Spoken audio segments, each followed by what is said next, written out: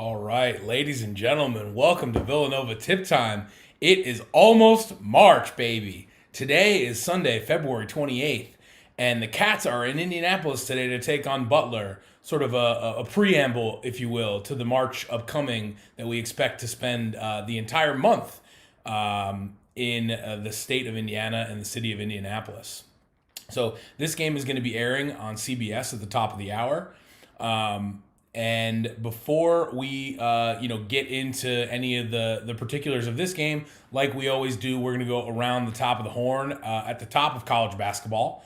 We're going to do a little bit of tournament watch, a little bit of bubble watch. We're going to talk about Big East clinch scenarios. We're going to, of course, talk about when we last saw Nova in that really fun game against St. John's on Tuesday night. We're going to give out our big hashtag Attitudes Awards. We've got a special segment called Nostalgia Time coming up today. And then we're going to reintroduce this year's Butler Bulldogs and get into what to watch for today's game. But first, again, I'm your host, Chris Notaro, and this is Villanova Tip Time, a Villanova basketball pregame show. And you're going to find the game on CBS, the mothership, as our friend Chris Bellotti calls it, at the top of the hour. So around the top of college basketball, my goodness, what a week this was. Just Tuesday, and we were talking about post-game Tuesday, it seemed like Nova's hopes for a one seed were still, it didn't really seem that realistic. And that was only 3 or 4 days ago. But there have been so many losses this week to top teams, the other teams contending for the one seeds, that we sort of see ourselves hoping and dreaming and praying now because that it's very much in the cards for Villanova. If things continue to break right, and of course it would require Villanova not have any missteps down the stretch here. So, really highlighting the importance of a game like today. Before we get there, some of the games to call out was Michigan State was our friend this week. They took down number 5 Illinois and number 4 Ohio State. So just like we've talked about before, where the Big Ten can kind of cannibalize itself, as those are Nova's primary contenders for one of those one seeds. Seems like Michigan is maybe too far gone, maybe too far out ahead for a lock for a one seed. But Illinois and Ohio State, maybe not, and Michigan State took both of them down this week. You saw number 7 Oklahoma take a pretty bad loss at Kansas State earlier this week, and then they lost yesterday in OT to NBA number 1 pick favored Cade Cunningham and Oklahoma State. And then number 6 Alabama lost at number 20 Arkansas on Wednesday. So even though Alabama did lock up the SEC regular season title this week, many are hoping that we see an Alabama-Arkansas rematch, as Arkansas has looked really good of late. So many are hoping we see that rematch in the SEC tournament. Number 17, Kansas had quite a week. They lost on Tuesday at number 14, Texas, but then last night they took down Baylor. So yes, probably buried the lead. Down goes Baylor last night. Their second game off of a long COVID layoff. And they looked a little shaky in their first game back. So a lot of folks were on Kansas last night at Kansas. Kansas got the job done. So that means that Gonzaga is the only remaining unbeaten team. I got into a little bit of a Twitter, I wouldn't call it an argument because it's amongst friends, with Doug Gottlieb yesterday, who's saying that the strength of schedule narrative around the Zags is a farce. And while I agree it would be limited to call it a strength of schedule narrative, because like we've said time and time again, the Zags non-conference was crazy good this year. Really, really strong schedule. But they haven't played anybody since then. And they haven't played a real game since around Christmas time. They've been playing kind of all of these, subpar mid-major conference teams. Last night, looked very slow out of the gate. So I would have said before yesterday, Baylor losing to Kansas, Baylor should be the number 1 team. I think a lot of folks are now, suggesting Michigan should be up there in that conversation. It's going to be really interesting to see how this unfolds over the coming weeks. One of the other narratives I have to point out, because I've been pulling out a little bit here and there, is this narrative with UVA. UVA ranked in the top 10 and around, the top 15 consistently for most of the season, but they haven't really won any of their important games or games against good teams. So they lost last weekend to Duke in a sort of a shot heard around the world, because Duke is making a sort of a resurgent play for a tournament bid, as they're on the outside looking in for the first time in forever. But then UVA again lost this week to NC State. So it's going to be interesting to see. I mean, of course, UVA is going to make the tournament, but they just seem like one of those early upset picks. Finally, Michigan, who I called out a little bit a moment ago, number 3rd ranked Michigan, they stayed hot with a big home win against number 9 Iowa on Thursday, and then turned around and won at Indiana yesterday. So that 48-hour turnaround, no problem for the Michigan Wolverines. And then in Big East related news, we saw Marquette throw a random UNC Tar Heels game on the calendar this week, midweek, and they won it decisively. And it was interesting to see kind of the narratives coming out during and after that game of like, hey, is maybe this just this is more of a down year for the ACC than we all thought? Possibly. But then UNC turned around and beat 11th ranked Florida State yesterday. So kind of, again, just a really chaotic week all over the place. Teams winning, teams losing. A lot of things moving and shaking.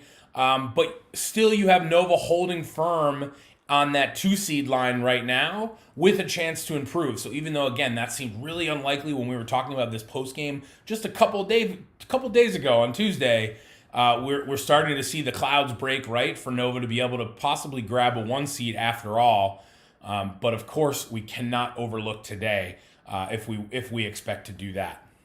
So let's talk about Big East clinch scenarios, aided in large part by Creighton losing yesterday at Xavier, which, side note, raises Xavier's bubble hopes tremendously. Coming down the stretch, both Nova and Creighton have 3 games left. The Big East regular season title is going to be decided by win percentage, so that pretty much means that if Nova can go 2-1 or better over their final 3 games, at Butler, home against Creighton, and then I believe at Providence to end the season, Nova can go 2-1 in that stretch. Even if we lose to Creighton again, but we win the 2 other games, Nova's going to clinch the Big East regular season title. And if Nova goes 1-2 and Creighton wins out, Creighton would then clinch the title. So if you go based on record alone, it's a little confusing because, again, with the COVID issues, we're going off a win percentage this year. Nova's definitely in the driver's seat. But it makes today sort of that ultimate trap game. Without this clinch scenario business, it would still be a trap game because everybody's excited for the Creighton revenge game midweek coming up. You say at Butler on the road, Butler's having a down year. It's really easy to overlook this game and make kind of that natural trap game. Add in the extra element that you probably need it to really clinch the Big East regular season title. Just a lot of things happening, and you have to have faith in Coach Wright at this point. As somebody tweeted at me last night, you got to have faith in Coach and the coaching staff that they're not letting the team overlook this game. But we all shouldn't either. So looking at the clock here, we've got good quite a bit of time left here to get into the game. But let's talk about a little bit what we saw last from Villanova. So Tuesday night against St. John's was really just plain old fun to watch. It was a good old-fashioned beatdown. I think emotions were high for a lot of us because, when Nova visited St. John's back at the beginning of February, that was what we like to call the good old, quote, want to break the TV kind of game, where it seemed like nothing was going right for Nova, everything was going right for St. John's. It was Villanova's first loss in the Big East of the season, only their second loss of the season at the time, and you immediately circled the rematch on the calendar, and boy, did we get one. We got the most satisfying payoff of a rematch you could possibly imagine. Now, after the game, the guys said it wasn't personal, that the game was important solely because it was, quote, the next game, which, hats off to them for being, having class and grace in the media and not making it sort of this personal beef. They learn really well from Coach, who is always gracious in winning or in defeat. But even though they said it wasn't personal, you could just tell it had that vibe of like, all right, St. John's, you might have got us a couple weeks ago. You might have caught us on an off night, but we are clearly the better team. And frankly, Villanova just kind of ran them out of the gym. It was like one of those things where the whole time I didn't want to be the one to be like pre-celebrating on Twitter or even just in my own house because you were afraid that, for whatever reason, St. John's would make a late surge, but it was really just never there. The Cats controlled this game from wire to wire. And it started with Colin Gillespie, who set the tone. Because like we had said, when they played St. John's the first time around, he really struggled. And in this game earlier this week, he certainly did not. So his stat line didn't necessarily run away the same way we thought it might. He ended up with 14 points, 3 rebounds, and 5 assists, but he was definitely that tone setter, especially in the beginning of the game where the Cats started to build sort of a lead. He kind of had, he had that look, that attitude, that feeling of, we're not going to lose this game. In my own notes from the game as well, I find myself constantly taking the note that Jermaine Samuels is everywhere. He's owning the hustle plays. Whether or not he's having a big scoring night, he's here, there, and everywhere. He's flying all over the court. For like the last 10 minutes of this game, he was exactly one board shy of yet another double-double. He finished with 14 points and 9 rebounds, so he never actually notched that last rebound, but he had a really solid game. And then finally, Caleb Daniels. Will the real Caleb Daniels please stand up? We've been a big fan of Caleb Daniels as an addition to this team.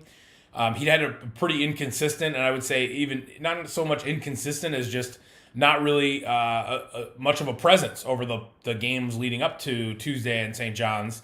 But he caught fire in the second half, and he was really the difference in the Cats really pulling away and putting the nail in the coffin of the game, and he finished with 17 points. So the other, and the last thing I'll say specifically about the St. John's game that was sort of amazing was that 11 different Wildcats saw action in this game. For those of you that frequently check the box score after games, this box score looked a little different. To see 11 names in the Villanova box score is pretty awesome, pretty fun, especially considering this team started the season where there were only 7 or 8 guys getting on the box score total, and most of those minutes were really going to the top five guys with, maybe Swider rotating in. So a couple of the points to call out from the loaded box score and the fact that so many Wildcats saw action was, number one, Brandon Slater continues to make the most of his minutes. So he has emerged as really the best defender for the Wildcats and the best option for Coach Wright. Had that huge sort of breakout defensive game against UConn and shutting down James Bouknight after he Bouknight had gotten off to a scorching start. Slater comes in and handcuffs him. Slater's been a defensive intensity guy really for most of the season, but he's really starting to get his shine amongst the Villanova crowd, amongst Villanova Twitter, and you'd love to see that continue. You'd love to see him be able to carry that momentum into the tournament. And ultimately planning on being a kind of a core piece on this team next year that's going to turn over some guys. They're going to bring in a lot of new blood, and so you like to see this ascent from Brandon Slater right now.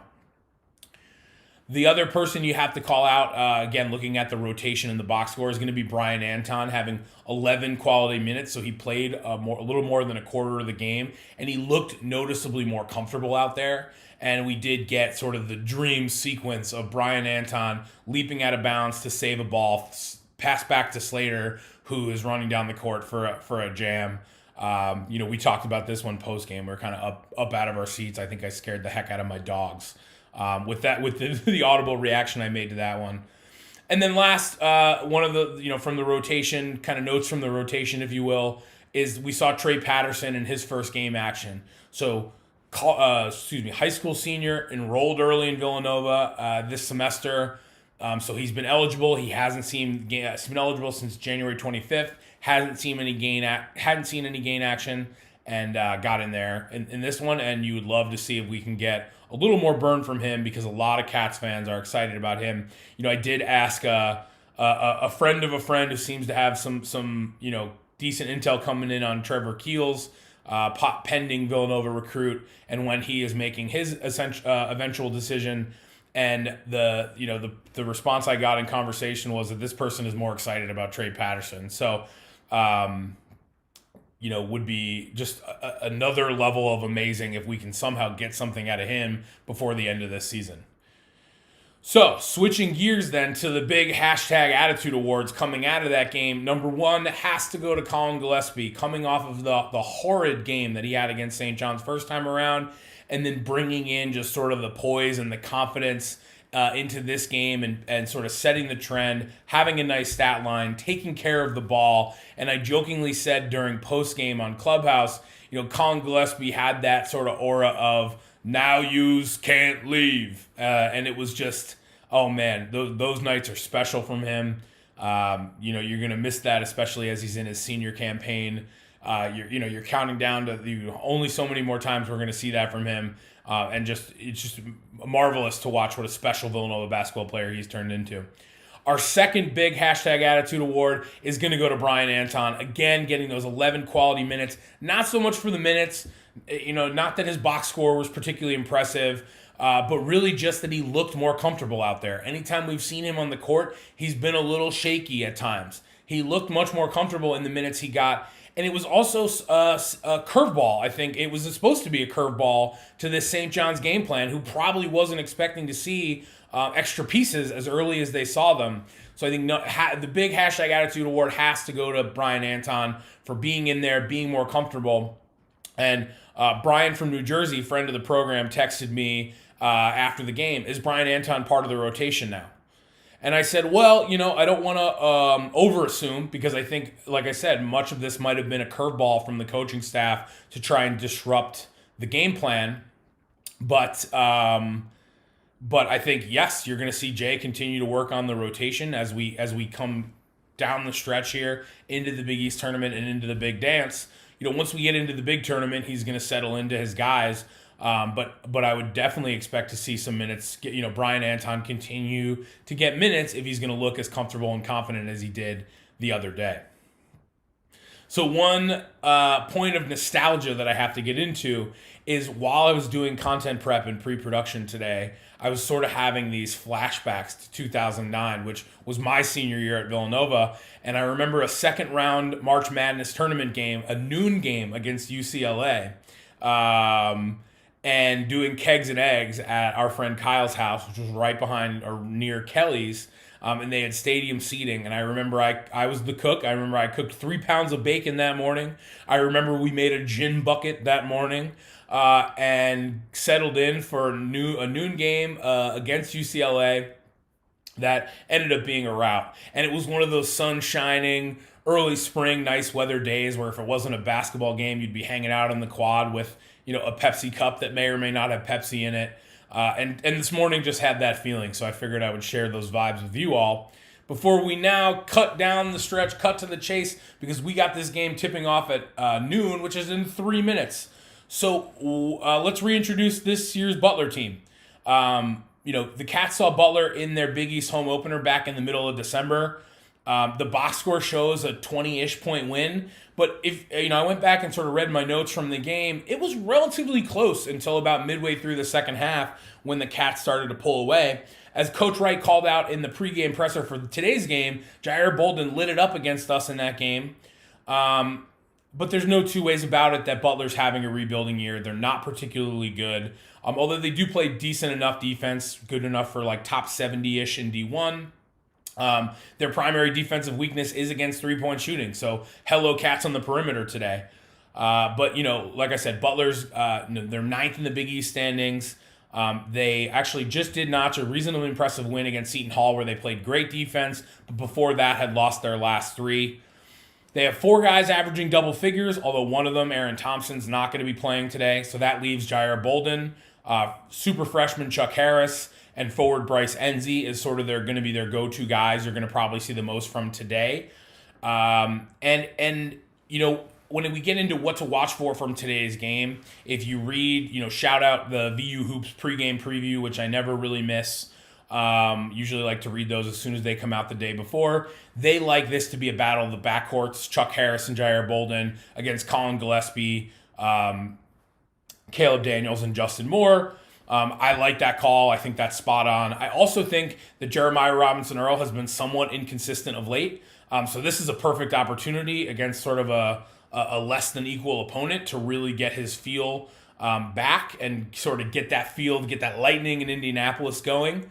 And overall, the question is can the Cats continue this defensive resurgence we've seen from them in recent games against St. John's and UConn? Since they got sort of totally throttled by Creighton before that, they've played a really good defense since then. Can we see that continue? Today would be a prime target to do that because Butler struggles to score at times, but Butler also plays defense in their own right. So, of course, Coach is going to want to get his primary guys in and keep a rhythm. I'm interested to see if we see that heavy rotation today. I think if the Cats jump out to a lead, you'll definitely see that rotation. If it's a tight game, of course, Coach Wright wants to notch this win. They're going to place a heavy importance on the Big East regular season title, and they know today is a really important ticket to getting there. I think in the end, if the Cats just play an average game, they can probably still run away with this one. So we're excited for some Sunday action in Indianapolis. Hopefully a big Cats win. Don't forget to join me on Clubhouse after the game. I'm going to be with Chris and Rob from the Full 40 Villanova podcast. We're going to be doing it on Clubhouse. I think we're going to have some special guests, maybe a former Villanova player or two joining us. So if you're not already there, please get there and join us. But ladies and gentlemen, it is noon, and you should flip your channel over to CBS because it is tip time. I will see you midweek for the Creighton game. Have a good one.